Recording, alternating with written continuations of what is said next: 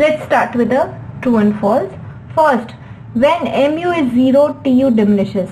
हमको तो सीधा सीधा ग्राफ दिमाग में लाना है कि हमारा mu का कर्व याद करना है, मार्जिनल यूटिलिटी का कर्व, और हमारा टोटल यूटिलिटी का कर्व याद करना है, right. So when mu is 0, तो mu 0 कहाँ होगा? यहाँ पर x एक्सिस पे जब वो आ जाएगा इस पॉइंट पे वो 0 होगा, राइट.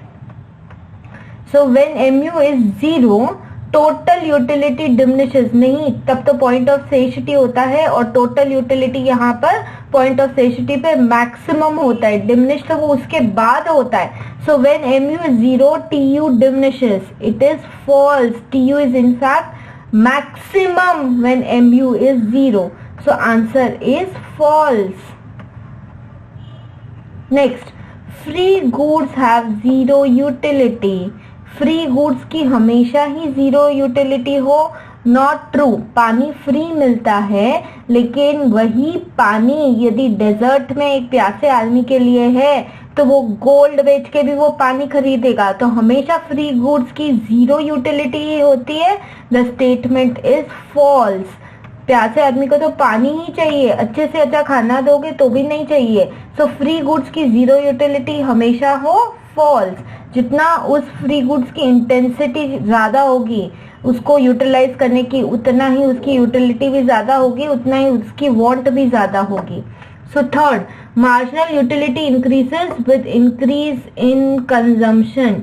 मार्जिनल यूटिलिटी का कर्व देखो, जैसे जैसे हम यूनिट्स कंज्यूम करते जा रहे हैं मार्जिनल यूटिलिटी डिमिनिश होती जा रही है, राइट. से यहाँ 0 यूनिट है, यहाँ 1, 2, 3, 4, 5 में तो नेगेटिव गई. तो marginal utility increases with increase in consumption. False. Marginal utility तो डिमिनिश होती है with increase in consumption. Utility can be measured. क्या यूटिलिटी हम मेजर कर सकते हैं? देखो, utility can not be measured in numbers. हम नहीं बोलते कि हमको 60 on 100 पालक पनीर अच्छा लगा या मुझे 40 हैप्पीनेस हो रही है, ऐसा नहीं बोलते. Utility is a psychological feeling, it can not be measured. लेकिन हमको शेड्यूल और ग्राफ बनाना है, इसलिए हमने अज्यूम किया कि utility can be measured in numbers, but the fact is utility can not be measured. तो ये बोल रहे हैं utility can be measured. The statement is false. Next, alcohol has no utility because it is harmful. अब हमने पढ़ा utility और usefulness दो अलग अलग चीजें होती है. सबको पता है कि अल्कोहल यानी शराब is not good for health, it is harmful, it is not useful. But जो पीने वाला आदमी है जो कि अल्कोहलिक है, उसको तो जब तक वो ना मिले तब तक उसके लिए प्रॉब्लम है.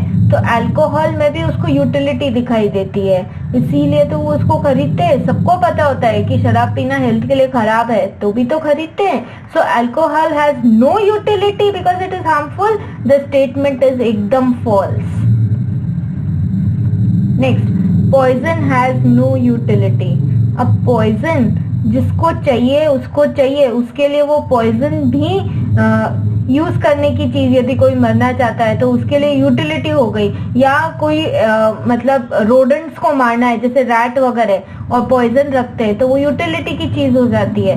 तो poison has no utility is false.